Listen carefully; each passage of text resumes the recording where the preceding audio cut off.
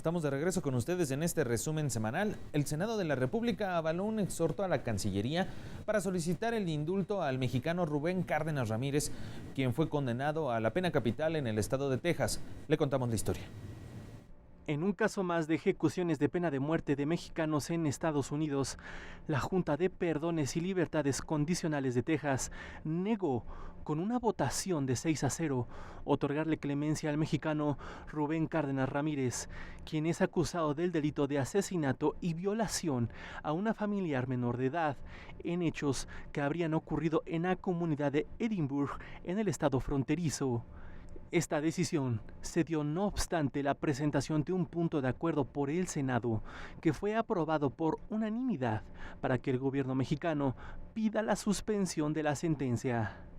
A efecto de que se puedan verificar las acciones necesarias para que el mismo tenga un debido proceso, y de la misma manera estamos también solicitando que la Cancillería, a nombre del Senado mexicano, exhorte al gobernador del estado de Texas para que dé respuesta a la petición realizada por el gobierno del estado de Guanajuato a fin de que se convoque a una audiencia de clemencia, revisión y reconsideración. Entre los argumentos de los senadores, se consideró que el mexicano imputado no contó con un defensor al momento de su primera declaración y existieron faltas al debido proceso. Se presume que haya sido presionado de una forma indebida. No queremos suponer tampoco que haya sido, pues vamos a decir, torturado. Pero sí, las declaraciones extraídas finalmente por la policía en estas circunstancias altamente irregulares fueron utilizadas como evidencia principal para condenar al señor Cárdenas. Ante la decisión del cuerpo colegiado tejano, también se propuso que sea el mismo presidente de México, Enrique Peña Nieto, quien gestione ante su homólogo Donald Trump la revisión del caso. El presidente Peña Nieto se dirija al presidente Donald Trump y le pida el indulto. Es una facultad que tiene como representante del gobierno federal de Estados Unidos. Y por supuesto también insistirle al gobernador de Texas que en función de sus facultades también pueda otorgar el indulto. Que no gozó del debido proceso allá en Estados Unidos. Debiésemos pedirle al ciudadano presidente de la República que pueda, como lo contempla nuestro marco jurídico, hacer un llamado directamente tanto al gobernador de Texas como al propio presidente de la Unión Americana. Los legisladores manifestaron su confianza en la actuación del Ejecutivo mexicano. Confiamos plenamente en que la Cancillería ya se encuentra atendiendo el asunto que nos ocupa, utilizará todos los mecanismos legales y diplomáticos para que este caso sea resuelto conforme a derecho. La Secretaría de Relaciones Exteriores informó que otros 75 mexicanos enfrentan procesos similares en la Unión Americana. La sentencia para Rubén Cárdenas está programada para las 6 horas del 8 de noviembre, tiempo de la Ciudad de México. Informó para Noticias del Congreso, Adrián Aguilar Torres. Y a pesar de los llamados que hizo el Senado, el estado de Texas ejecutó la noche del miércoles 8 de noviembre mediante inyección letal al mexicano Rubén Ramírez Cárdenas, de 47 años de edad, originario de Irapuato, Guanajuato. La ejecución se realizó sin atender las recomendaciones de organismos de derechos humanos y del gobierno de México. En otros asuntos, con 82 votos unánimes, el Pleno de la Cámara de Senadores aprobó el proyecto de decreto para declarar al 7 de febrero como Día Nacional de la Vivienda. Al fundamentar el documento, la senadora María Elena Barrera Tapia explicó que con esta decisión se pretende concientizar a los actores involucrados de la importancia de construir casas dignas y seguras. Luego del respaldo senatorial, se remitió a la Cámara de Diputados para continuar con el proceso legislativo correspondiente. Se busca declarar el 7 de febrero de cada año como Día Nacional de la Vivienda. Esto como una medida que permita hacer un parteaguas para conocer, informar y reforzar las medidas en torno a la vivienda, promoviendo el intercambio de ideas y la discusión sobre las políticas públicas y los programas implementados Por unanimidad de 83 sufragios, el Senado de la República aprobó el proyecto de decreto que reforma y adiciona diversas disposiciones de la Ley de la Propiedad Industrial. Dicho documento, que fue enviado a la colegisladora para su revisión, establece la protección de la producción de artículos o diseños mexicanos por parte del Estado. Los legisladores expresaron que se propone adherir a nuestro país al arreglo de La Haya, un marco regulatorio del registro de modelos industriales a nivel internacional. Las denominaciones de origen y las indicaciones geográficas son propiedad de la nación.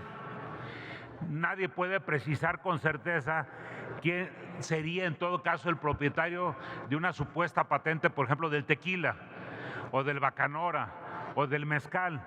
Todas estas son propiedad de la nación, pero se necesita que alguien administre esta denominación. En la protección de indicaciones geográficas, que no son otra cosa, como aquí ya se argumentó, que el nombre de una zona geográfica para que un determinado producto sea identificado como originario de dicha zona cuando sus características sean atribuibles precisamente a ese origen geográfico.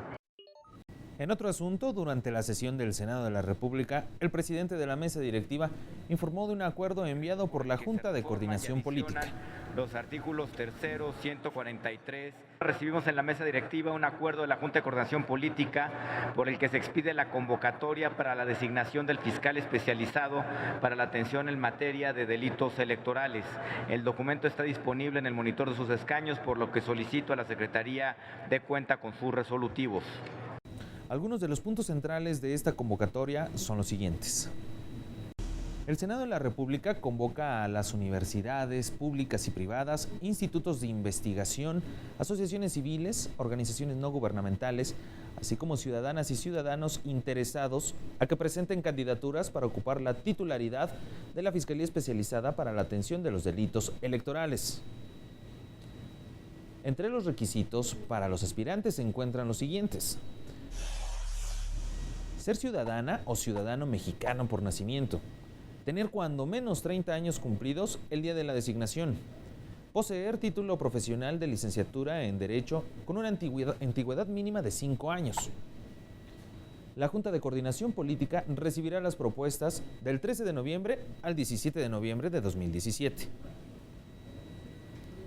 Agotada la etapa de recepción, la Junta de Coordinación Política verificará que los documentos recibidos acrediten los requisitos y dentro de los 3 días hábiles siguientes remitirá a la Comisión de Justicia los expedientes que hayan cumplido con lo antes mencionado.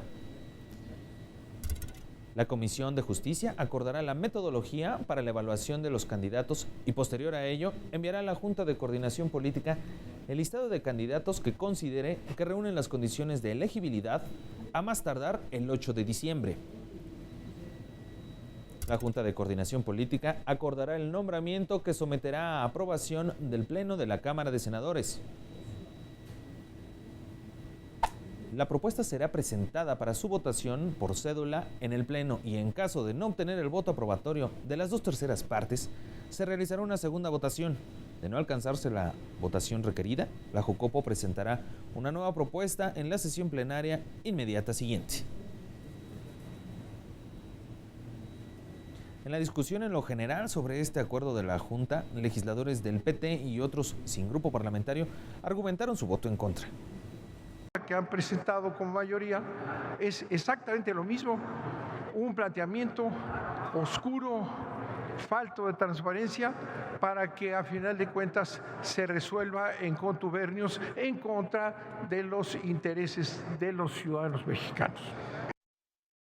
Urge modificar el 102 constitucional que permita un nuevo diseño institucional de la PGR con autonomía. Un fiscal que cumpla no solo con requisitos, sino con determinados perfiles. Habrá que cancelar en ese 102 la injerencia del presidente en la destitución de los fiscales. ¿Qué Senado decente vota una ley para encadenarse?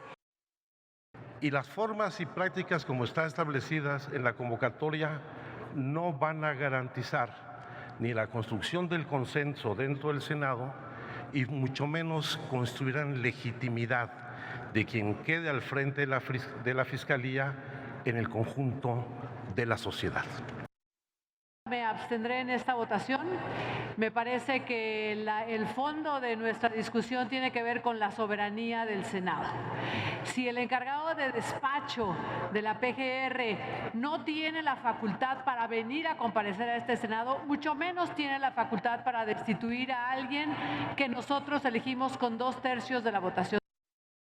La parte de los valores, de los principios, de la ética, no se borran en 6 años.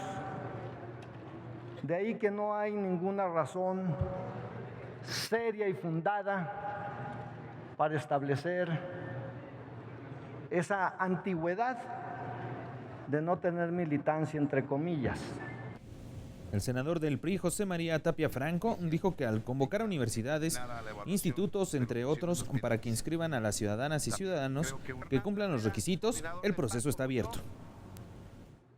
La Comisión de Justicia se adoptará los lineamientos del Parlamento abierto, con lo cual estará la publicidad y transparencia necesaria para garantizar la correcta evaluación de cada uno de los aspirantes y garantizar sus derechos de elegibilidad de cada uno de ellos al ser evaluados.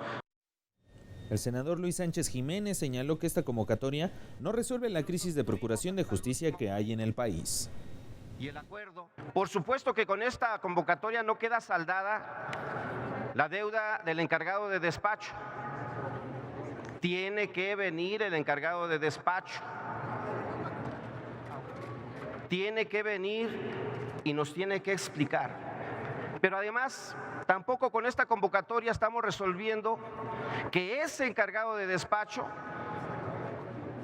no esté o no se conserve en la ilegalidad.